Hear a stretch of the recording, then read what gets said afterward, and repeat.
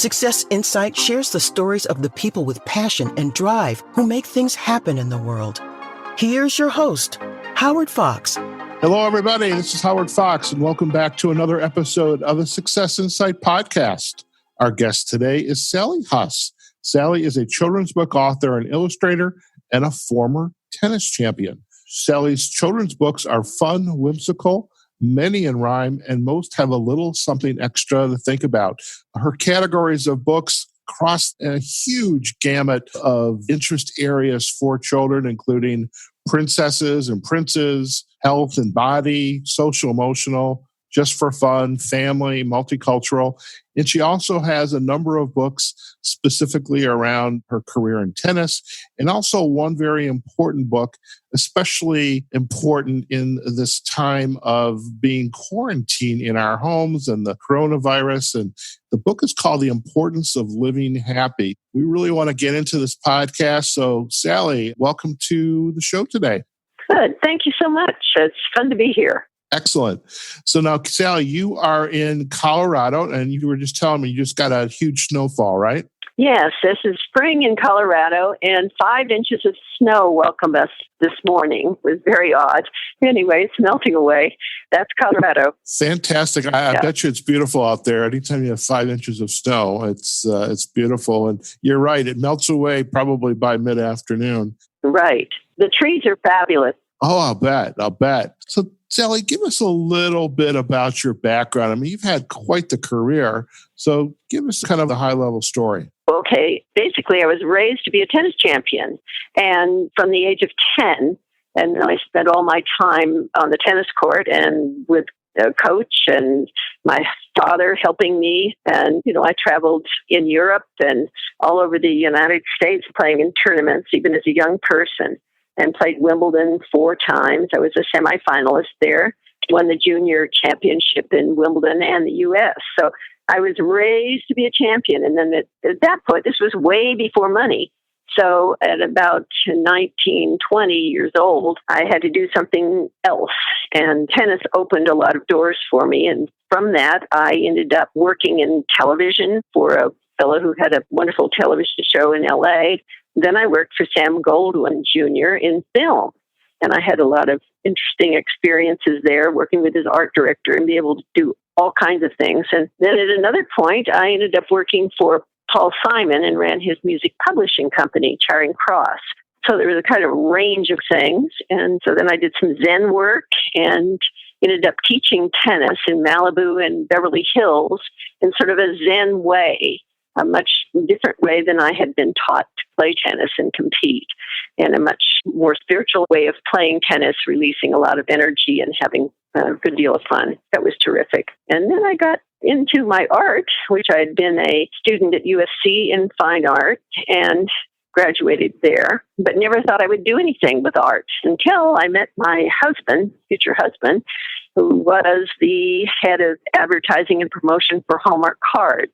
And he then kind of saw my ability and this and that, and I kind of rolled into things. And he left Hallmark, and we set up Sally Huss galleries around the country, as he had started all the original card shops for Hallmark. So we had these 26 galleries. We owned 5, and then the others were independent, and we supplied them with art and one thing and another. And different companies would come in and they'd say, well, we want your art or your writing for this and that. I did wallpaper and baby bibs and calendars and lines of greeting cards, all kinds of things. It was just going on and on.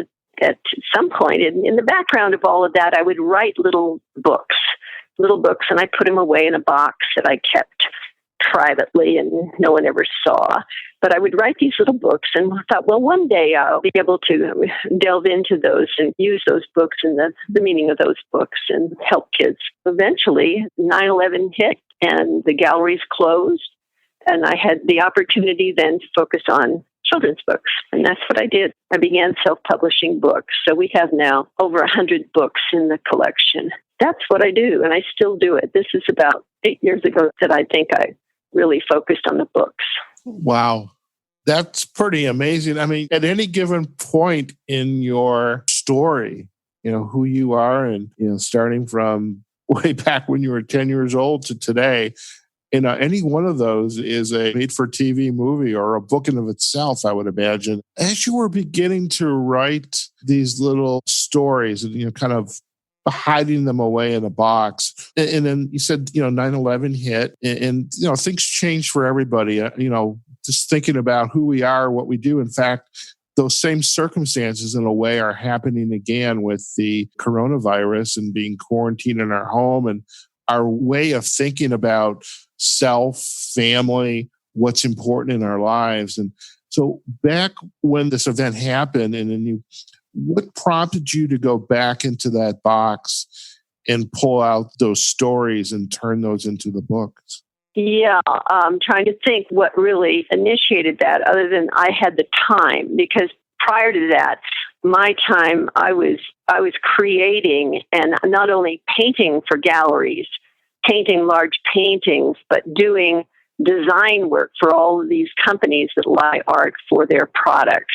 And so it was all consuming time-wise, but now I had the time and I could focus on that. And my husband, being a marketer and a promoter, he read hundreds of books on self-publishing.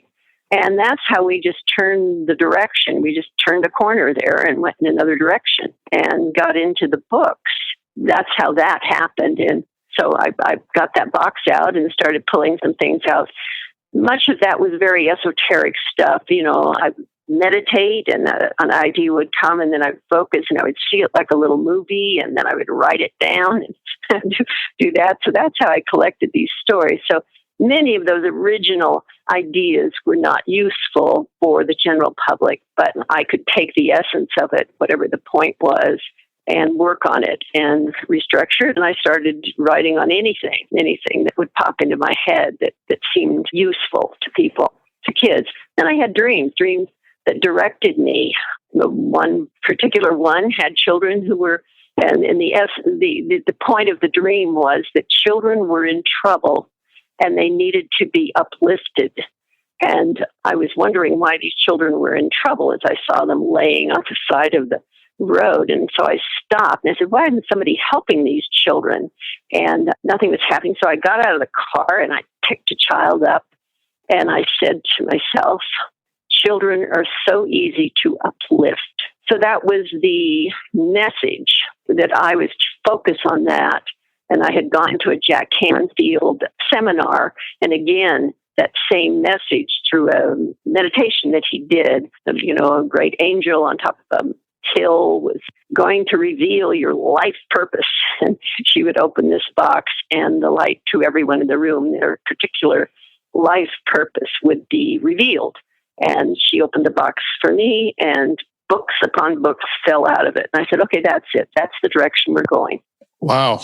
That's amazing. I mean, just that type of epiphany. Now, what was your first book? I'm interested in that. What was that first one?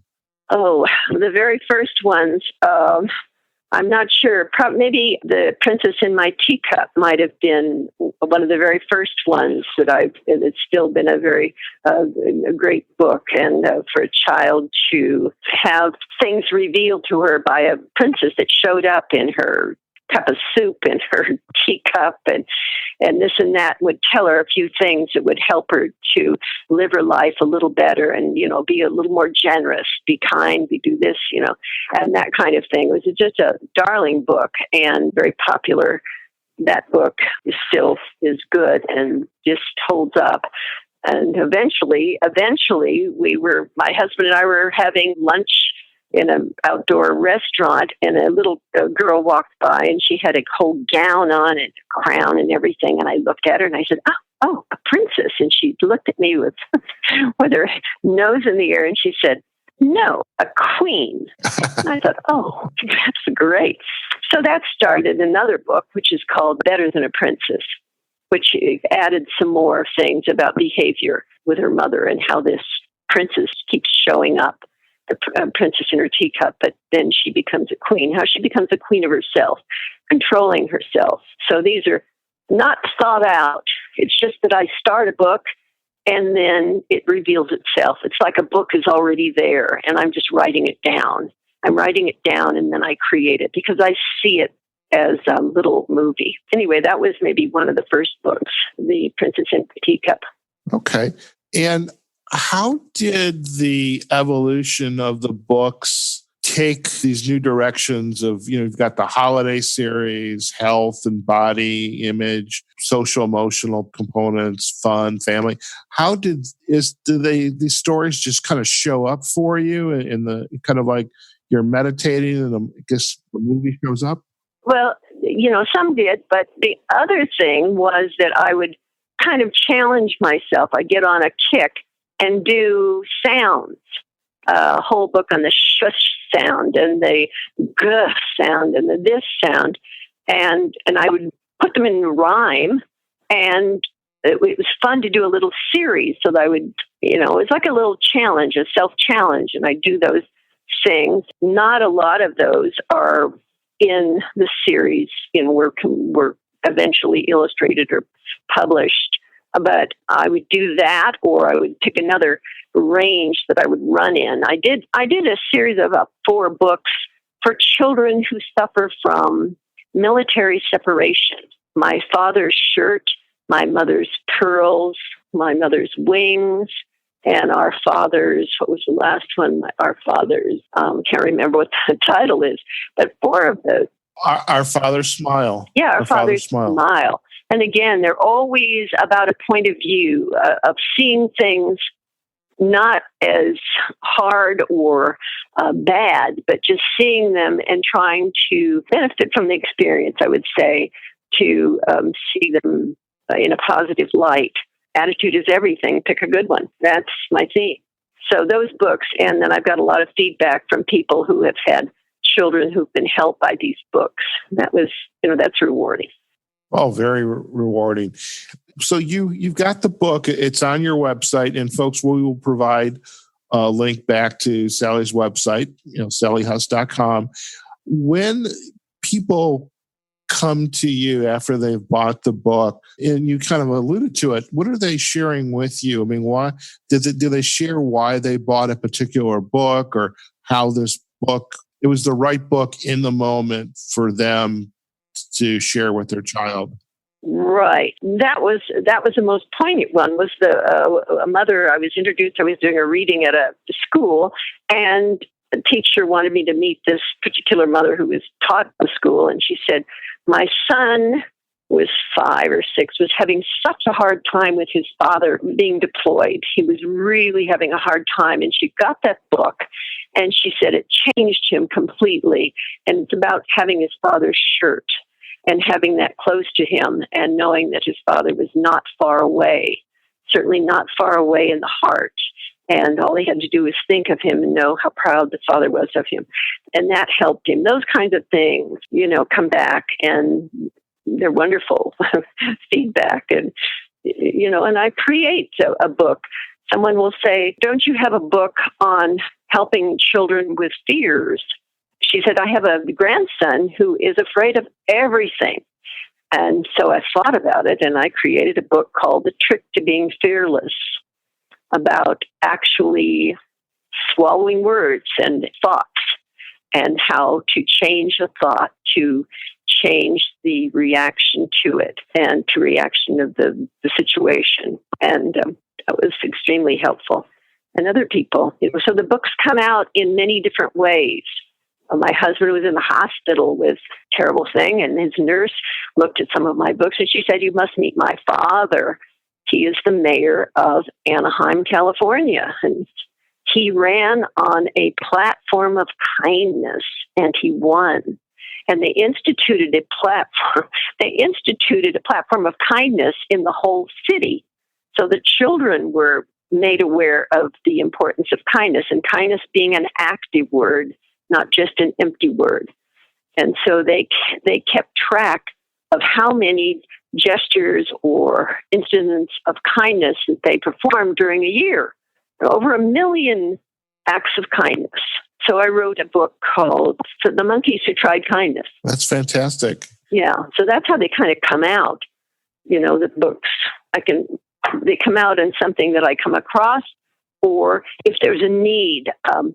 the Denver head of the Head Start at Denver said, I really would like a book for children who are transitioning from preschool to kindergarten. She said, I've read every book there is, and it doesn't hit the point. I said, what points do you want in it? And she told me, and I created this wonderful little book, and they love it. It's called Welcome to Kindergarten, and it's in a couple of languages and, multicultural and all that. I just finished a recent book in an area that I never would have thought of. This woman contacted me and wanted me to do a book on food allergies, and I looked at the books that existed, and I didn't have the right thing. She gave me a few insights of someone who had, because she has food allergies, and the danger and I never thought, well, somebody just has allergies. No, it's life-threatening in many cases. And how I put this together and how they honored the child that was revealing his situation to his classmates, so that the book is not just for children who have food allergies, but it is for the children around them, siblings, the playmates, the school classmates, how they can understand and empathize with that child and honor him for his discipline. Things like that. That's a really important point you just raised, is so many of these books are not necessarily just for the child, him or herself, but it's for their peers, the other children in the class, the teachers, even the parents. It's for them as well to learn to, to appreciate others and to, be empathetic, to be helpful. I mean, we've crossed that particular theme with some of our other authors, whether the child has a visual disability or the child is very small for her age. I mean, we had one where the how in school, in elementary school, they put a tape measure to kind of look at how people are growing, and this little girl was like the lowest one on the tape measure, and so everybody started to make fun of her. It was like, that's not a good thing. That leads into bullying. And so I love how you've taken these books not only to help the child in the moment, for example, like with the parent who's going away to overseas for service, but also to educate and inform the other children, the peers, the parents, the teachers. I love that. What do you think your next steps will be with the books? I mean, you're continuing to actively write, or are there some other directions you want to take with these books?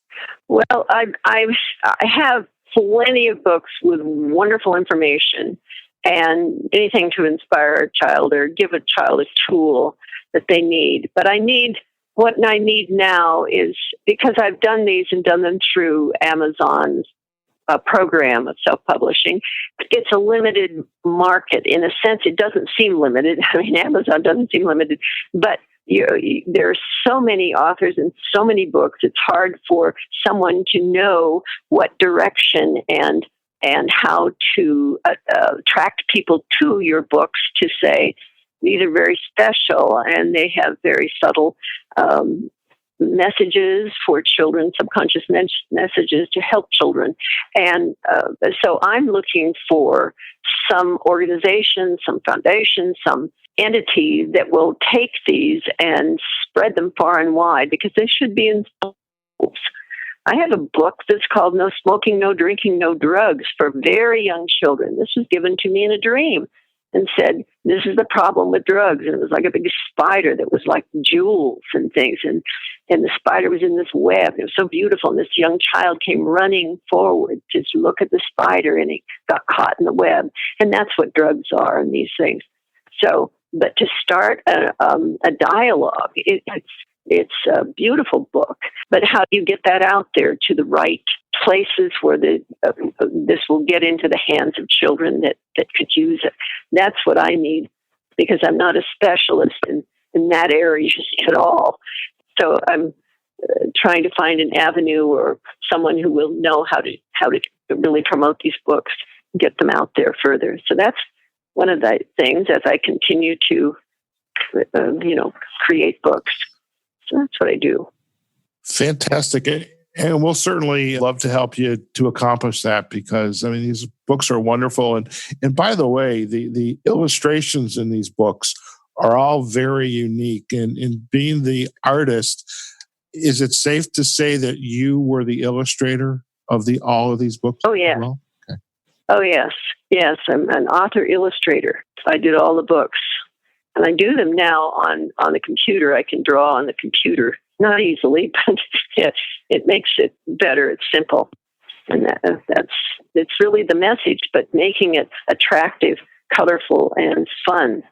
It's always fun. It has to be fun. Yes. Or the kids won't listen. Yes. Yeah. So I am curious, Sally, as I was getting ready for the podcast, writing up the show notes, and I then was at your website, and I came across the book, The Importance of Living Happy. And I just thought it was very timely, just given the circumstances that we are in. And, for our listeners, this is not going to be any surprise to you. We are right in smack in the middle of this global pandemic, the coronavirus. Many of us are either encouraged to quarantine or self-quarantining, and except for going out to a grocery store or to the drugstore, we may not even be going out. But there's this idea that we are all of a sudden either alone, so I don't live with anybody, I'm by myself, or we are with our immediate family, our spouses, our partners, and we have to find some way to stay sane, so to speak, to be happy. And so I'm curious about this book that I came across that you wrote back in, I think it was 2014, The Importance of Living Happy. Tell us more about that book. Yeah, it's an unusual book. It was originally published by 10-Speed Press as the Happy Book, and it was in 2000. I just looked at the publishing date. We had it in our galleries, of course, but it's a terrific book that had all sorts of reasons. And it's about an attitude and programming oneself. The happier I am, the happier I get. There are all these little things and the little games to play.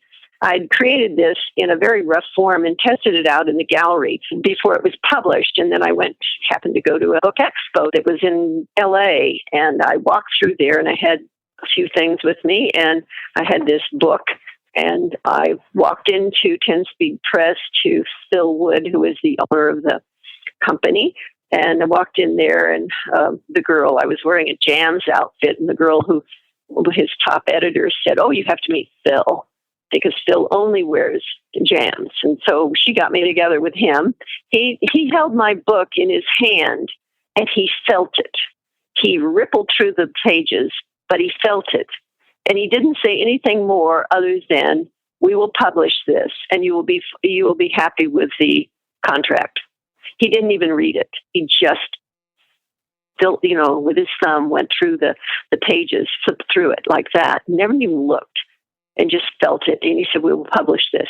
So it's a terrific book, and they gave me the rights back after all these years, and I just restructured it and put it up as the importance of living happy, which is what people have to do now. You can figure out all sorts of creative things to do. I'm never stuck with something to do. I always have another book or another project to work on, to use my energies and to be constructive. And I stay in touch with people. Anybody's got a problem, we talk about it and that sort of thing. But it's doing things, and it's, changing. Fortunately, I'm a Gemini, so I tend to be more flexible than maybe some other people.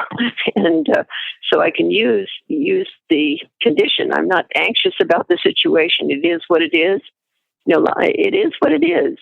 And to be worrying about it and to fret about it doesn't do any good. So it's important to, as you know, the happier you are, the happier you get, and the more, the higher vibration you are, the more you attract the similar things, and good things come to you. So that's my thinking on it, and that's what I think, the people I'm around, and encourage people to look for things to do, to not to entertain themselves necessarily, but to expand themselves. It's time to read, to time to meditate, to time to pray, So there's a lot to be done.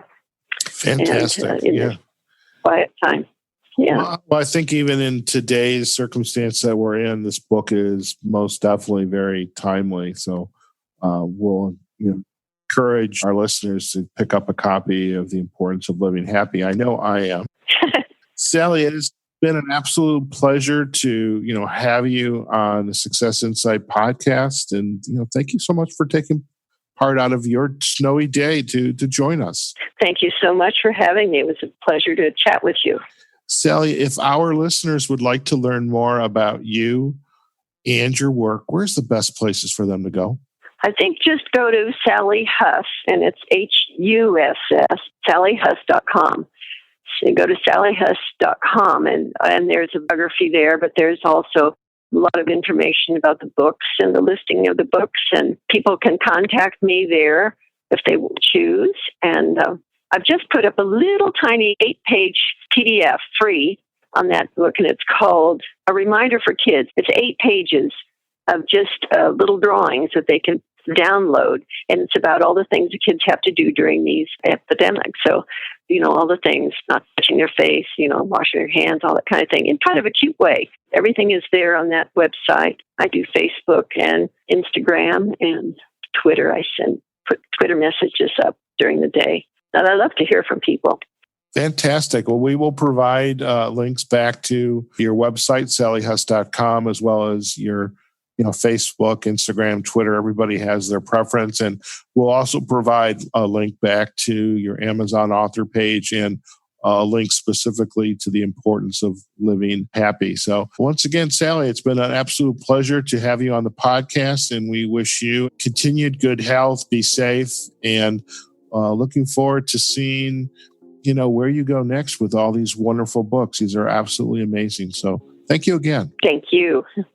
All right, folks, we have just been chatting with Sally Huss. She is a children's book author and illustrator. She has this entrepreneurial spirit and stories that began when she was an aspiring tennis champion at the age 10. She's been an artist, a gallery owner. She's worked with some very famous people as well.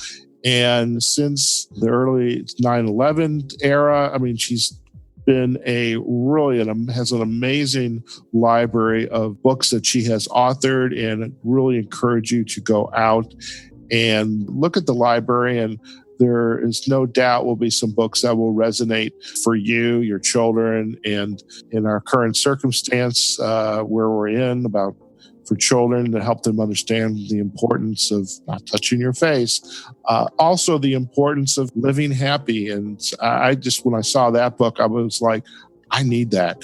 And it's just such an important thing to remind ourselves of in the moment, given what we are facing today. So we hope you enjoyed the podcast, and do let us know on our main website, successinsightpodcast.com, and let us know what you thought about this particular show. When we get it published, it'll also be on Facebook, LinkedIn, Twitter. It will also be on YouTube, and you'll be able to hear or download the podcast on all the podcast platforms, at least the major ones: Spotify, iHeartRadio, Google Play, and Apple Podcasts, or Google Podcasts and Apple Podcasts. So wherever you are, whatever you're doing, stay healthy, but have a phenomenal, happy day. And we'll see you on the next episode of the Success Insight Podcast. Take care now.